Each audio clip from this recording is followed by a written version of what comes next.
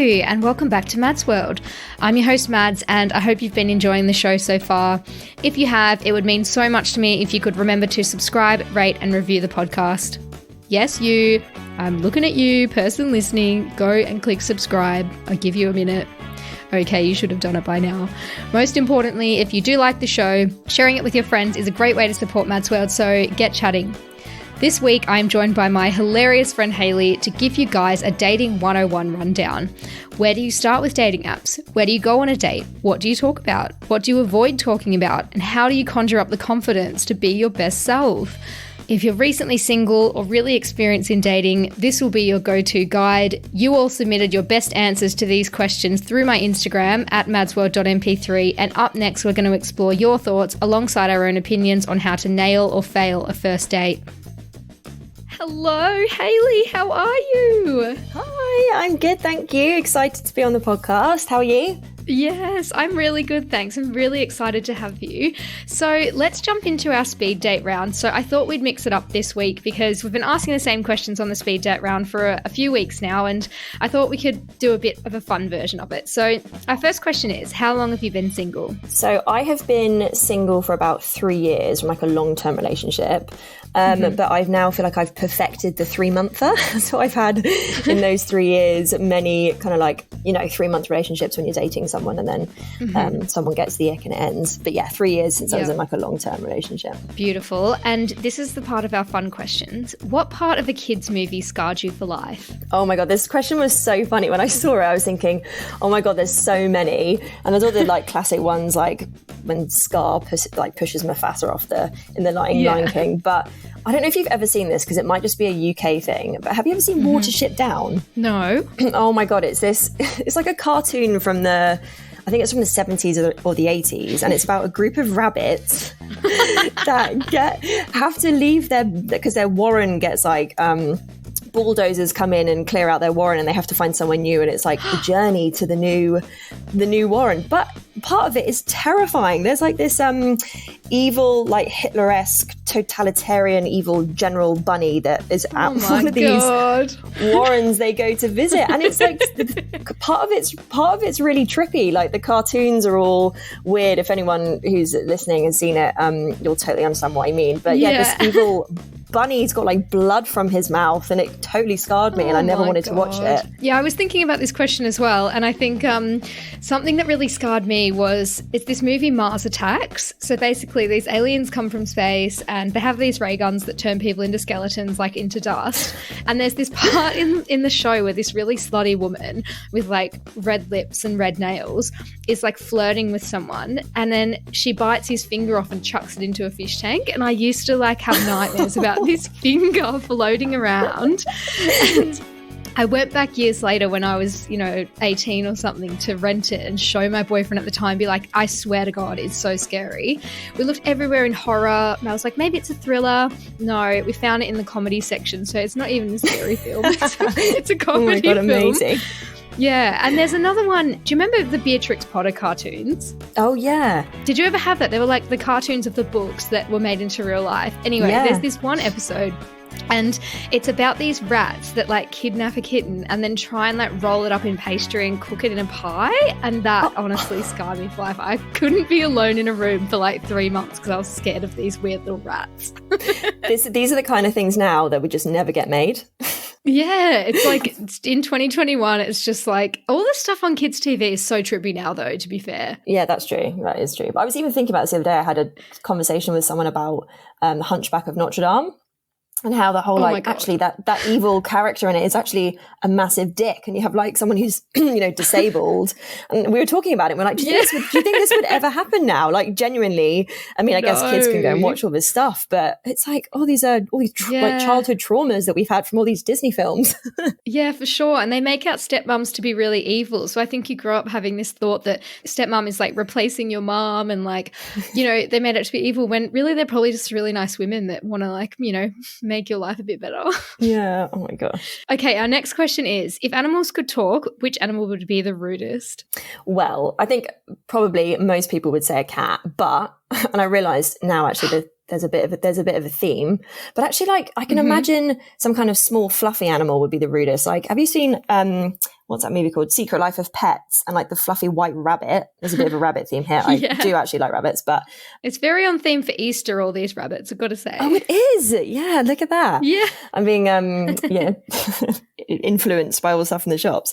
So I just feel like bunnies could be, if they were to be rude, sorry, if it was an animal who was rude, it would probably be something cute and fluffy like a bunny. See, I was going to say a peacock, but that's because I think people get like, dragged for peacocking, like boys going out and, wanting to show off and stuff. But someone with like a peacock with like a Ray Winston accent. Can you do an impression, please? Oh, absolutely not. I would not be able to do that very well. That's okay.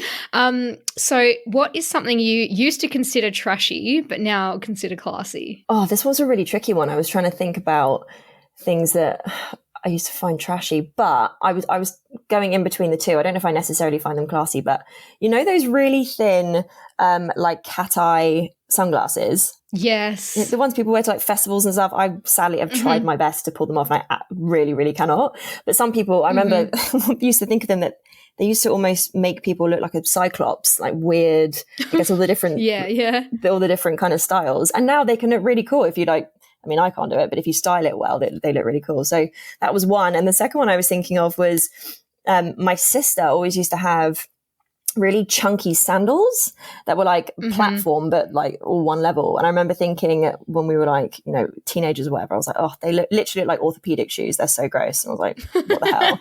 And now they're really like popular. And I've even got a pair. My sister's like, used to say that they look like when I had one leg too small or like too short. They look like orthopedic shoes. I was like, oh, well, they're trendy now. So I think for me, for this one, I was going to say flare jeans. I used to think flare jeans were just so fugly, but now it's 2021. You can make anything look cool. And I reckon they're so flattering. I mean, I'm yet to get any, but I like looking at them on Instagram models. Yeah, that's like skinny jeans. Remember when they were so big and now everyone kind of looks at them like, oh.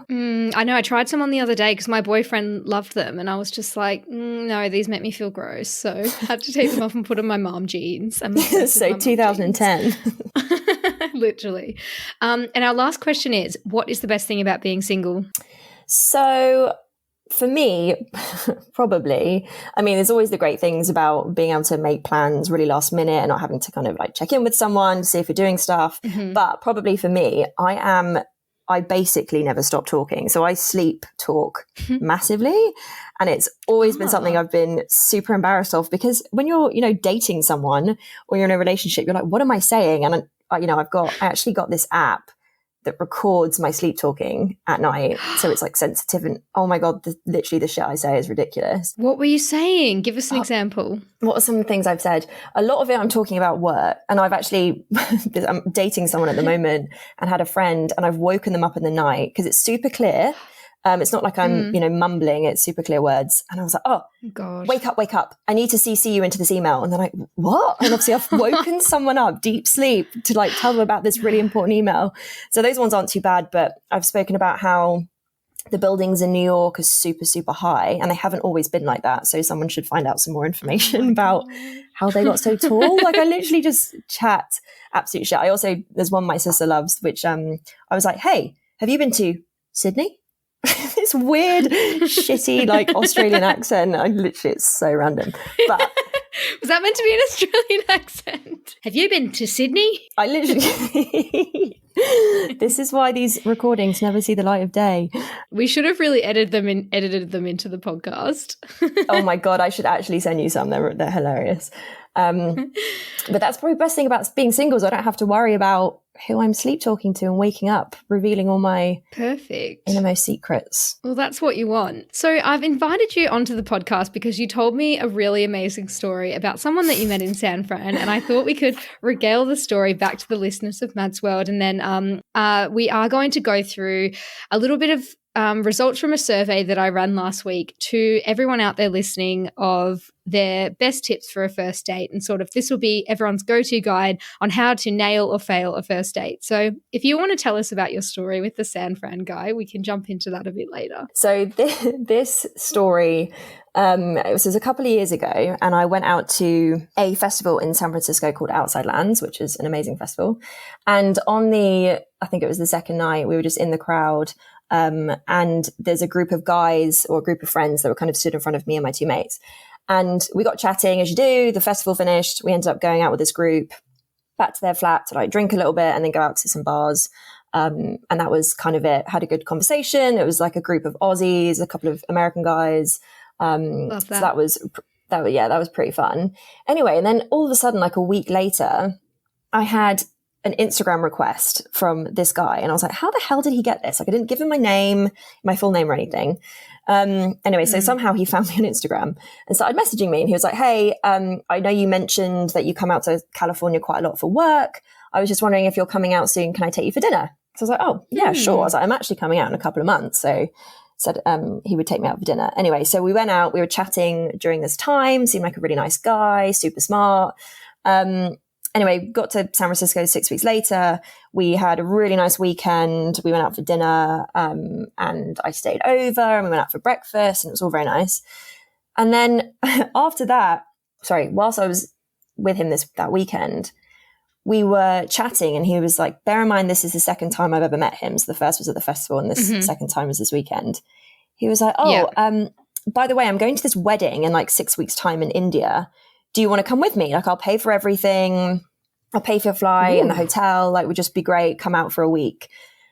And I was kind of thinking, oh, fuck it. I'll just do it. That'll be fun. But something inside of me was like, maybe I should not do that because I've literally spent about 12 hours with this guy and I don't know what he's like. So I said no, didn't really think much of it. And then we ended up chatting over the next I went back to the UK. And we were chatting for about, I don't know, another 6 weeks or a month or so. And I started to get the ick. And you know what the ick's like, but you don't really know what it is, but there's just something. And then all of a sudden out of like, I don't know, must have been about a month later, he messaged me and he was like, oh, so what are you doing in like a couple of weekends time? I was like, that's weird. Why is he asking me that? He lives in San Francisco. And he said, you remember that wedding I told you about? I've just booked my flight and I'm coming via London so we can hang out for the weekend. And I was like, oh God, I've got the ick. This is really awkward. And I asked him, I was like, so have you got any other friends in London? Thinking we could maybe go for a drink and then I could fob him off for the rest of the weekend. And he was like, no, I don't know anyone, but it would be great to kind of, go around. I was like, okay. Anyway, so I thought long and hard being like, oh, should I just book him a hotel and he can stay there and I'll just go home? My flat at the time was having loads of building work done. So I'd moved back to stay with my mum for a few weeks. Anyway, and so the ick got worse and worse and worse over like the next couple of weeks. It does, because you find yourself getting frustrated with them as well, because you're kind of like, ugh, why are you like this? Just go away. Oh, I know. And he was obviously the time zones are really awkward. So he'd be messaging me constantly from like, I don't know, 4 p.m. in the afternoon up until like 1 a.m. And they'd be like, hey, are you there? Or are you already asleep? And I was like, oh, please leave me alone. God. Anyway, so I was trying to be nice, and obviously I spoke to all my mates about it, and they were like, hey, just why don't you, the ick might be virtual, like why don't you just hang out with him for the weekend? Like, what have you got to lose? You can leave and go home if you want to. I was like, fine. So I ended up getting this Airbnb for us to stay in. Anyway, and on the day that I was supposed to see him, it was on like a Thursday, as soon as I saw him walking down the road, I was thinking, it might be all right. And then as soon as I saw him, I thought, no, the ick is still there. It's very much there. God. Now he's stuck here with you. I know. And I was like, this is a Thursday and he leaves on Sunday. I was thinking, this isn't just like a one night thing. Anyway, so I took him straight out. We got really drunk. And I woke up the next morning at like 6 a.m. and I had originally told him, I was like, oh, maybe I could work from the Airbnb on Friday, like depends. I was out of there at like 6:30. I was like, I've got an early call, got to go. Bye, hun. Went straight to my mate's house to like sleep off my hangover. And then I said to her, I was like, what am I going to do? This guy, like the night before, he was just being so annoying and I felt so bad. And I was like, don't want to ditch him. So I made my friend and her boyfriend come out for dinner with us. And then it's interesting. He's a really smart guy and he works in a mental health startup in San Francisco. And even though his perspective on everything was really interesting, I felt the whole time like he was therapizing me. Oh, God. Yeah, like loads of like really cliche kind of counseling. Well, I felt like it was counseling, like taglines that were just like being thrown at me for everything. And he said to me at one point, we went to like Dinorama when it was open, and I was like, oh, what are we going to get for food? And he was like, oh, I could get a hamburger, or like maybe I could go Please and get do it in an American accent, by the way. We really need to hear this. He was like, I could get like a chicken burger, but like maybe that will bring back some repressed childhood memory and like the trauma with the chicken burger. And I was like, what? I was like, sorry. And it was like, it was honestly like everything that he chatted about, even chicken burgers, had some kind of like, I don't know, like trauma attached to it, or some kind of situational emotional challenge, which is fair enough. Okay. But you don't need to tell me like, it was like this deep convo. Like normally like every single time. Yeah. I was just like, by the end of like a couple of hours, I was like, oh God, it's like really taken a toll on me. I was like, it's just so much like emotional, deep chat. Yeah. Anyway, so it was kind of like this for the rest of the weekend. And on Saturday, I took him out I was like, right, what can I do to distract this guy? And we ended up going out actually with Dan and a few other friends. Took him to drag bingo at Soho House on the Saturday. I was like, I'll just throw him right into like British humor, like a drag bingo night. It'll be great. Anyway, so we did that. And he was like, oh, I remember we went back to when we were walking back to the Airbnb, and again, more with the like therapy stuff, he was saying stuff like, oh, you know, attitudes are really contagious. And, oh, can you sit with that feeling, when I was talking about, you know, stuff. And I was like, oh God, this is just too much. Anyway, so he's an intense kind of guy, this guy. Americans are a bit like that though, aren't they? Aren't they? Yeah. I wasn't really ready for it, I don't think. And it like hit me massively. And obviously I had such like an intense, concentrated time with him over like 3 days. It was a lot. Anyway, So I went out for dinner with my friend back on like the first night, and I got back to the flat, and mind you, I'd left really, really early, and I got back to the flat or the Airbnb at, I don't know, we got back at like midnight kind of time, and I was desperate for a wee, ran into the loo, and then lifted up the toilet seat, and I was about to say, I shit you not, but great choice of words. He had let down the biggest poo in the toilet and left honestly half of it around the bowl. And I'm not talking about like a skid mark. It was like the whole thing. And I honestly was like, what do I do? So I just weed on top of it. Because I was like, I'm not going to clean it up for him. I'm not his girlfriend.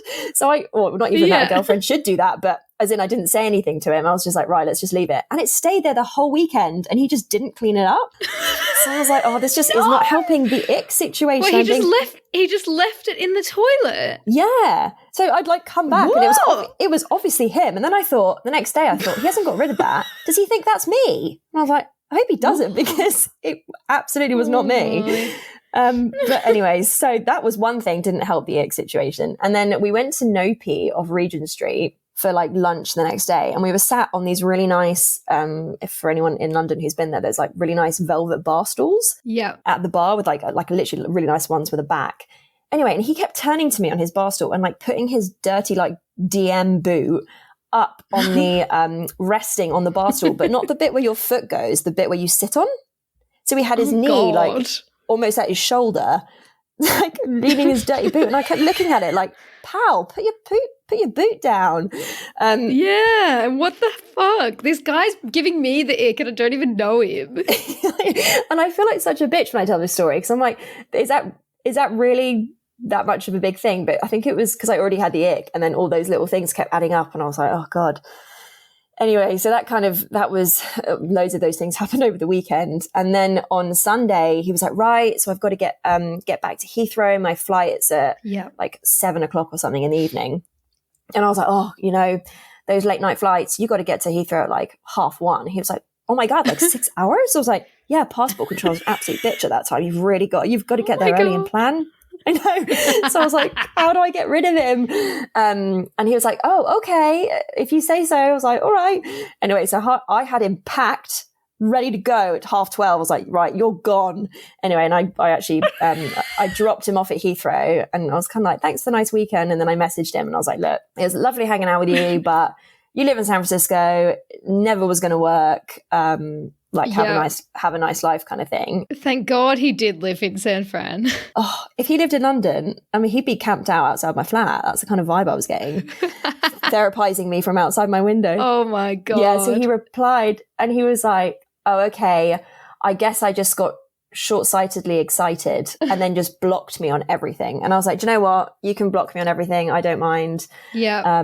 Good riddance. I mean, it sounded like the initial date went actually quite well when it was the second date for you where you got the ick. Yeah. I think it was firstly, because I met him when I was like super drunk at a festival and like spending, it's so different, isn't it? When you meet in like a massive group and everyone's drunk or, you know, having a great time. Yeah. And then you go from like that social situation to just him and I. It's intense. Yeah, for like, it was like a day and the next morning when I was in San Francisco, and then it went to like 4 days when I already had the ick in London. I was like, oh my God, how am I going to get through it? Well, I've got a story that is kind of similar. I mean, I got the ick within probably the first 20 minutes. So I ended up going out with this guy in Elephant and Castle, and he worked at ITV, and we'd only been talking a little bit just on, I think it was on Bumble or something, but it was a few years ago.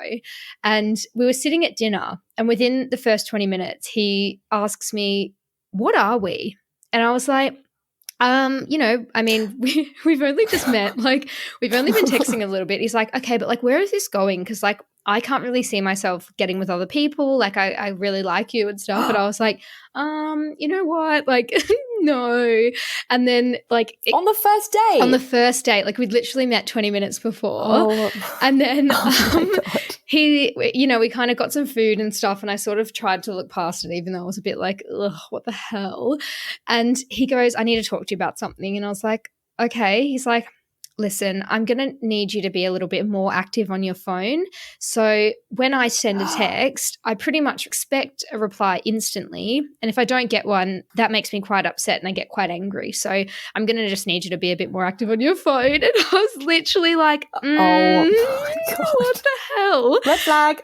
Such a big red flag. And the date went on, and I already had the ick so bad. And he just, like, I think we took a walk along the Thames, like on the South Bank, to kind of go our separate ways. And he just started farting loads. And I was like, can you? What? Yeah, I was like, oh, I just thought I ignore the first one, like, because I was like, he's probably pretty embarrassed. And then he just lets another one rip, and then another one. And it was honestly like he was crop dusting the whole of the South Bank while walking along, like spreading his fart along the whole thing. And I was like, can you just like stop?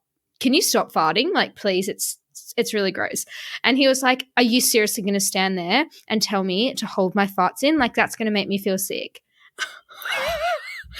Oh my God, what a weird guy. I was like, yeah, it's a first date. Like, could you just stop farting? I feel really ill. And then we got to the tube, and he was like, oh, this was really fun. Like, went in for a kiss, and I was kind of just like, gave him the cheek and was just like, see ya. Ran away. This is what I don't understand. Like, maybe this has happened to me loads of times, and I've given guys the ick and I've had no idea, but I just feel like when someone's given me the ick, and I find it really obvious, I'm not leading them on. I'm not like going in for a kiss. I'm not being super flirty. It's like, how did that guy think that you'd made several comments about the fact that he was crop dusting the whole of the South Bank, and then he goes in for a kiss anyway? Genuinely. Like, I think some people just get it so wrong. And this is a great segue into Mads and Hayley's hot tips on how to nail a first date. So we've done a bit of a survey on Instagram and asked the people out there their best tips on what to do on a date, what not to do, some tips on dating apps and everything. So I think let's just run through the questions and what everyone suggested, and then I think we can have our 2 cents as well. So our first question that I asked all of you out there listening was, what are the best types of photos to use on dating apps? So the answers we got were travel photos, festival photos that make you look fun and outgoing, candid photos, fun photos with friends so it looks like you're cool and have a life, pics of George Clooney, bikini pics, night out photos, and photos with dogs, although this can be quite an obvious trap. So I think I would agree with most of those. But to be fair, the photos with dogs, we got a lot of that as a response in the worst photos to use on a dating app, because I think it is a little bit baiting. Yeah, I totally agree. I mean, just funny because the guy I'm literally have started dating, normally I'd kind of probably find this a bit weird, but for some reason I liked it. But he had a really random photo of just like feet in socks and sandals. And I was like, maybe not like bare feet, but like someone obviously with like, socks and sandal combo. Ooh. And I remember thinking that's a bit weird, but maybe he's just trying to be funny. Was it like Birkenstocks? Really like, because if it's Birkenstocks, you can respect the hustle because they're expensive shoes. You've got to make the most of them. Yeah, legit. Well, yeah, I would say that most of those are pretty obvious. I think just try and make it look like you're a fun, outgoing person on your dating apps when you're first starting out. Make it look like you're going to offer them a good time. And then if you're actually a really introverted psycho, they can just find that out later. If you're a really emotional person, you cry a lot at movies like I do, don't put anything like that on your profile. Just keep it calm, keep it chill. Good tip. Right. So our next question was, what are the worst photos to use on a dating app? So there's some really funny responses here. So many people said fish pics. So holding a big fish, or like just like showing a fish that you've killed, or just having killed any animal. So some girls responded and said that they've seen lots of guys with like a lion that they've shot and killed, and they're like, I'm a vegetarian, like, or I'm just, a normal human who doesn't like to see that.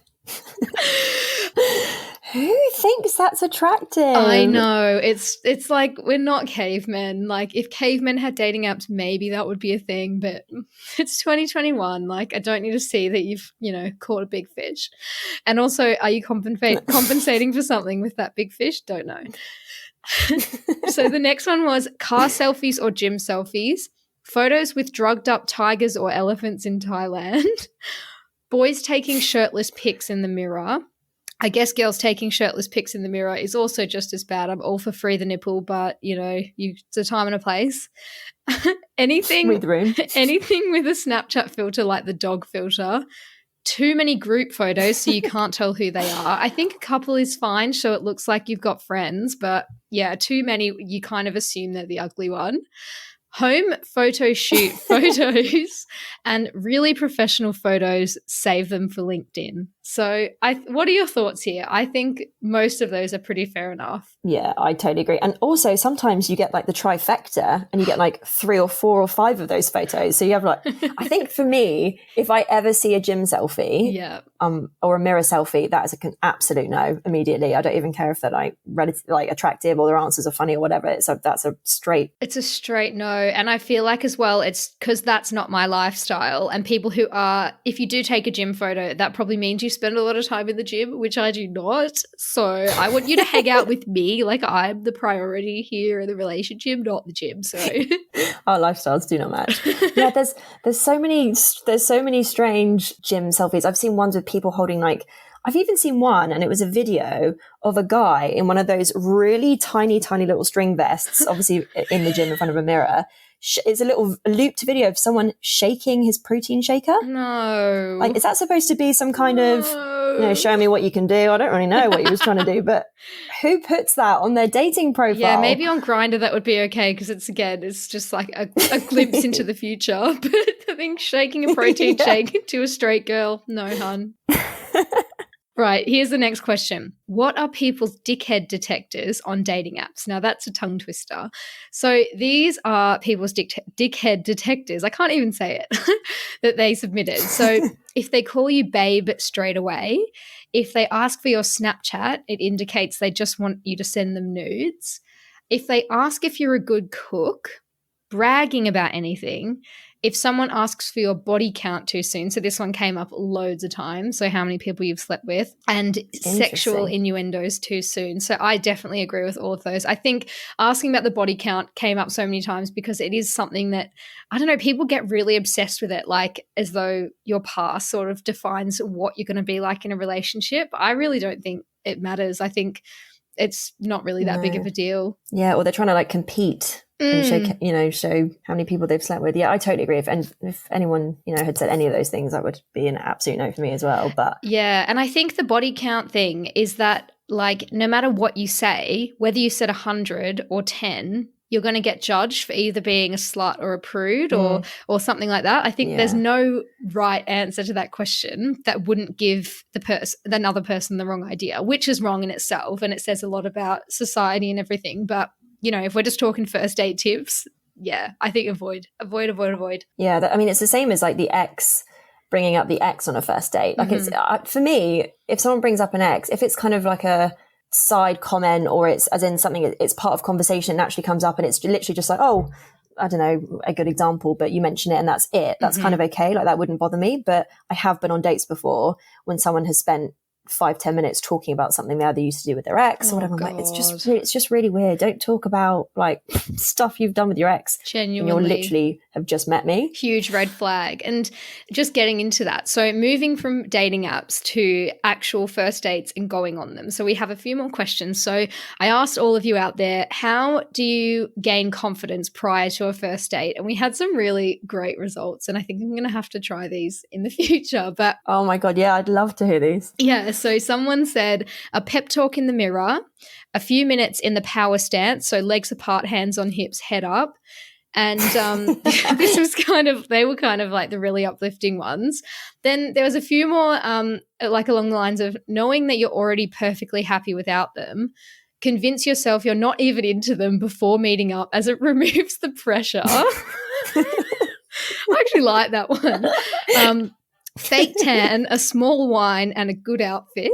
I think that's quite good.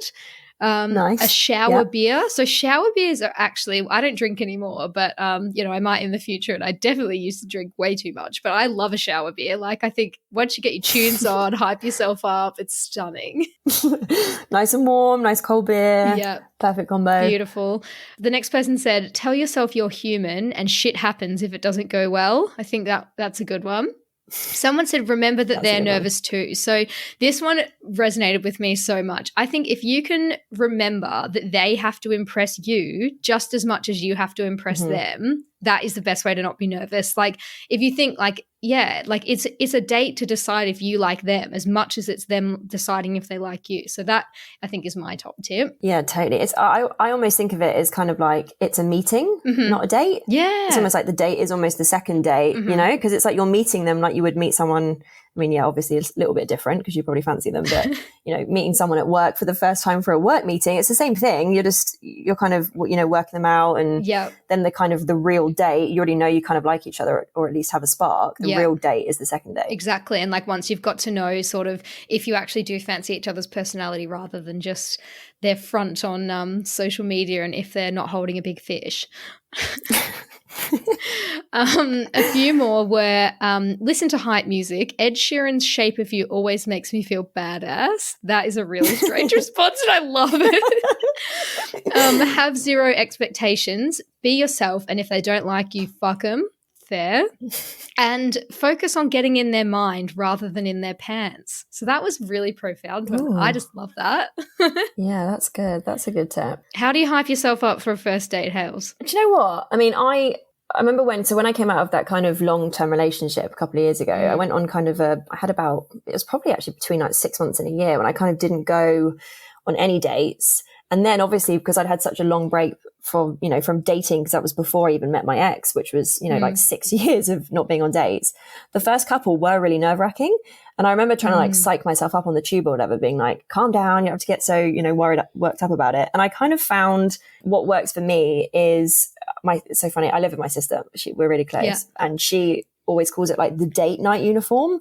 So I've got like my crop jeans that I wear with like a black shirt, which kind of like shows a little bit of bra underneath, quite nice, with boots or whatever. And it's like finding something that I feel really comfortable in, because I've worn outfits on dates before and I felt really uncomfortable. So when I was sitting down, I constantly felt like I was like moving my top, or my jeans were too tight or whatever it was. And I felt, as long as I felt comfortable in what I was wearing, it made me feel a lot more confident just in the date and kind of meeting them.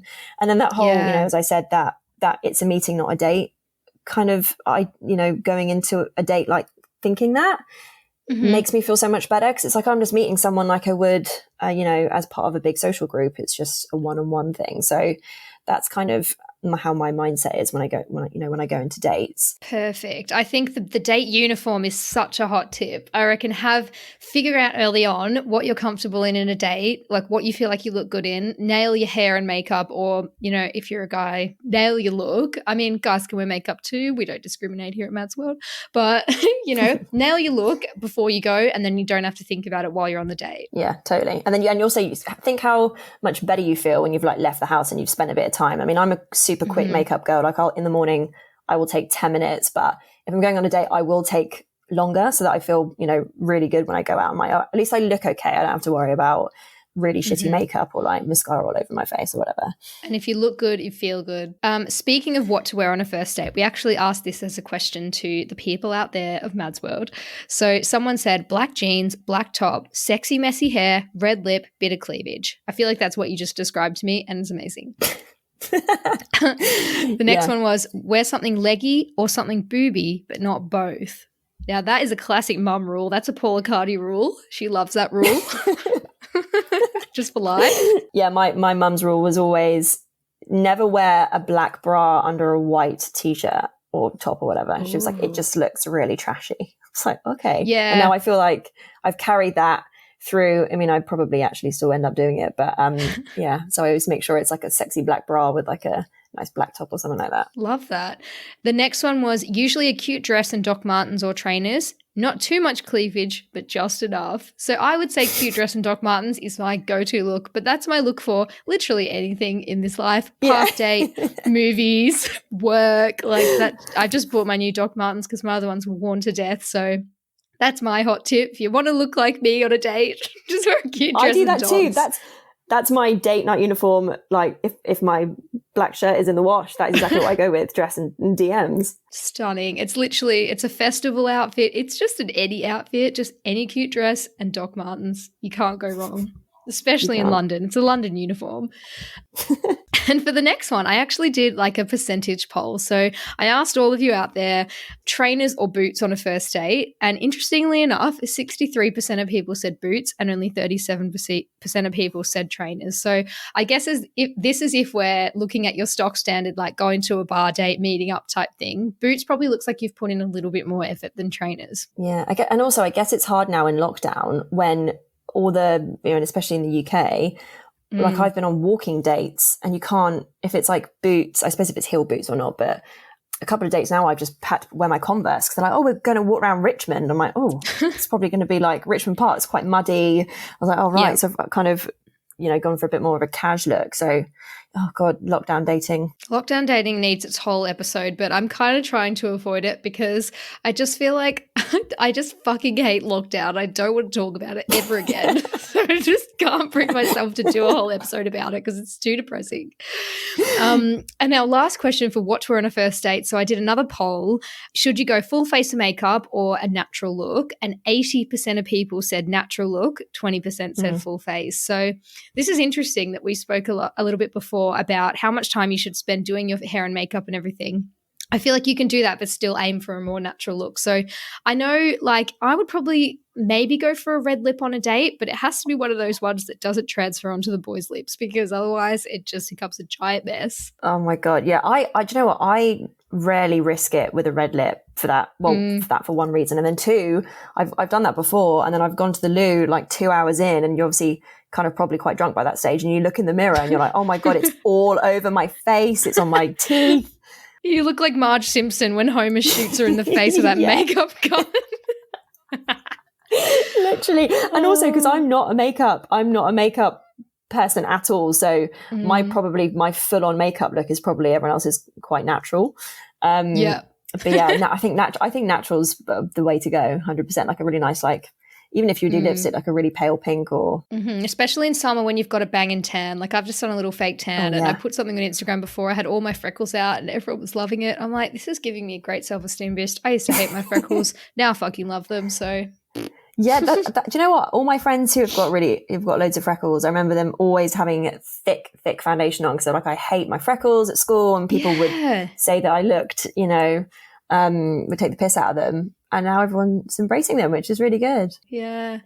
Okay, so our next question was, are there any basic first date rules? So we're moving on to the actual date itself. We've gone from dating apps to pre-date to actual date. And the basic first date rules that you guys all said was never ask someone's body count. So this is just as a rule forever. Don't ask what you don't want to know. Next one, go for a drink first. Try not to get pissed.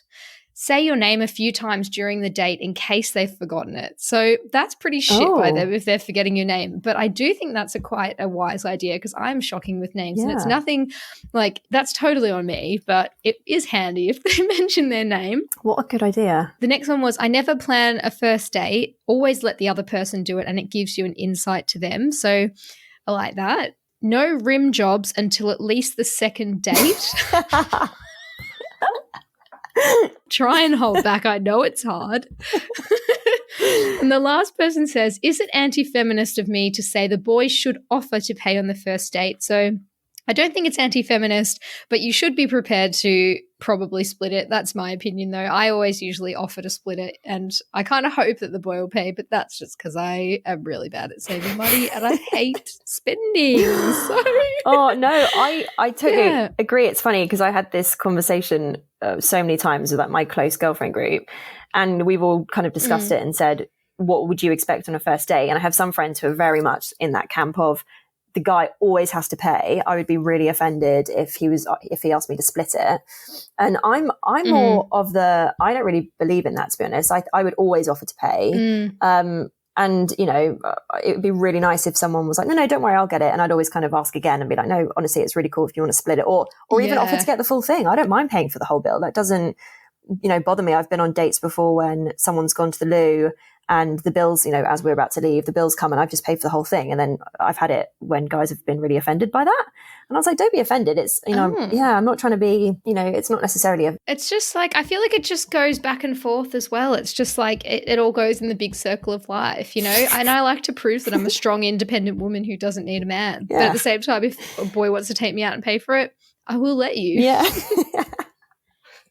More the second one. Our next question was, where do you go on a date? So these questions sort of came from my good friend from home in Australia who is really newly single, and she was just like, Mads, I don't know how to do this. I don't even know where to go. I don't know what to wear. So this whole episode is dedicated to her. Her name's Louise. Shout out to Louise. There you are. Hey, Louise. So our answers to where do you go? So everyone said bar for this, but we do have a few other submissions alongside bar. So someone said theme park, which I think is quite fun, but you are stuck at the theme park all day with them if you decide you don't like them an hour in. So just keep that in mind. So someone said somewhere for dessert because dinner is a bit too hectic. That's fair enough. I do think going for like a late night ice cream in summer is quite cute and like a little bit of a walk. I think that's kind of a vibe. Yeah. Someone said beach or park. Someone said the London Eye, but only if you book every single compartment. So throw back to episode 2 when someone did that to me, but then ghosted me. So thank you for the reminder about that. Someone said comfy, relaxed seating is a must. So maybe a nice velvet chair like you suggested before. And then the last one was Mercato Metropolitano, which is in London, or any food and bar venue with lots of options. So, like your Box Park or your Dinorama type thing. And I think that's really good because you can it's cheap, it's cheerful, it's fun to have a good chat, and there's people all around, so it's not too awkward. Totally. I would never go. I don't think I would go for dinner until like a third date with someone. I think I'd always do drinks. It is really intense, and I think also some people, I don't necessarily get this, but some people get so nervous and worked up about stuff that they don't want to eat and they find it really... Oh my God, I get that. Do you? I find it awkward. Like, yeah, because I'm like, what if they're like judging the way I eat or the way that I'm chewing? Like, and like if they want to go to somewhere where there's like burgers, I'm like, oh, I just have to open my mouth like a giant, like, the scream painting, do I? Okay, no. Or like burger sauce or down your chin. Yeah. Yeah, and like what if you didn't know? Yeah, it's just chaos. No, I'm avoiding that. Yeah, that's what I would say. Like leave it to the third date. Yeah, perfect. That's a really good tip. So our next question was, what the hell do you talk about? So we've got some conversation topics to break the ice from everyone. So favorite cuisine, easy, especially if you're going to get something to eat. Someone said work, friends, family, hobbies. That's sort of like your standard big four. Someone said, if a horse wore trousers, how would they wear them? I don't know. Like over the bum and the back legs or over all four legs? Don't know. Someone said, I always mention religion and politics to know their view. This is a controversial one because a lot of people said in our next question, topics to avoid, that was the big two. So I'm not going to give a point of view there. I feel like you should play it by ear. Mm-hmm. Someone said, favorite holiday destinations and traveling? Easy. We all love to travel. It's a really diverse topic. I think you can't go wrong there. Someone said music taste and their ideal night out and bad date stories because everyone's got one. And then you can plug the Mads World podcast and get the word out there. So I definitely agree with that one. Yeah, well, you can listen to Mads World and then 3 weeks later you might be on it telling the story of your date. Oh my God, that's amazing. That just gave me chills, Hayley. So meta. Yeah, no, I think that also one thing that a guy once said to me, and I always think of like icebreakers or whatever, or, you know, when you're really stuck. Some guy once said to me, and it was really early on in a date, was like, right, so I have a question for you. I was like, oh God, here we go.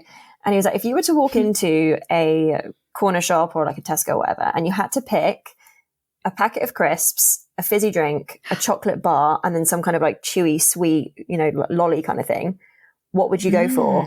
I was like, oh, God. Oh, I like that question. Yeah. That's hard. It's hard. It makes you think. It's like asking what someone's meal deal is, you know? Yeah. And so then you find out if they're like a farmhouse cheddar kind of guy or like a tuna mayo.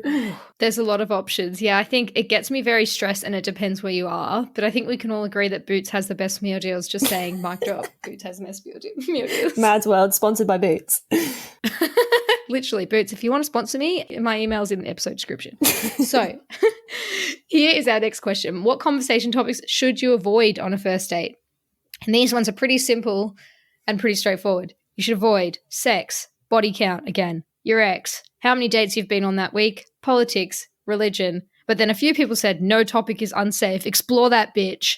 So I do not endorse doing that. Please do not explore your ex on a date. That is a blanket rule. That's a big fat Is there anything else you can think of? No, I don't think so. I think that covers a lot of it. I think also going into any topic that you can tell when the other person on the date is really not into or has, you know, someone that's got, it's great when people have strong opinions on stuff. Like everyone likes a bit of a healthy debate, but if it's just really forced and you can tell the other person's into it, just stop and move on, change subject. I totally feel that, especially if it's something sensitive like about race or about, you know, homosexuality or anything. I guess that sort of comes into political views as well, but I mean, they're more like social views. So yes, that is a really good one as well. So our next question is, what are some first date red flags to watch out for that stand out on a date? So there's a lot of answers for this one from everyone. So I'm going to fly through them. Only talks about themselves and doesn't ask you any questions. Someone who says things like, you're smarter than you look. Talks about their ex or says their ex is crazy. So this is a big one because I feel like if someone has 10 crazy exes, what's the common denominator there? You, hon. Next one is rude to wait staff. So 3 people said that. I think that's a really obvious one, just rudeness in general. Someone said it talks about getting married and having kids too early on. Fair enough. Yeah. Someone said stingy with money. That is annoying. Just, you know, don't.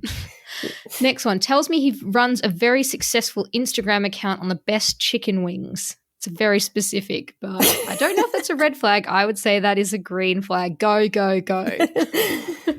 Mentioning mental health issues on the first date. I mean, this is a subjective one because sometimes people are happy to talk about this stuff because it is very topical. But at the same time, if someone's telling you that, you know, they've got heaps of mental health issues and that's like something that you don't want to take on in your life, probably just consider that. Yeah, or back to my story, don't try and therapize your date.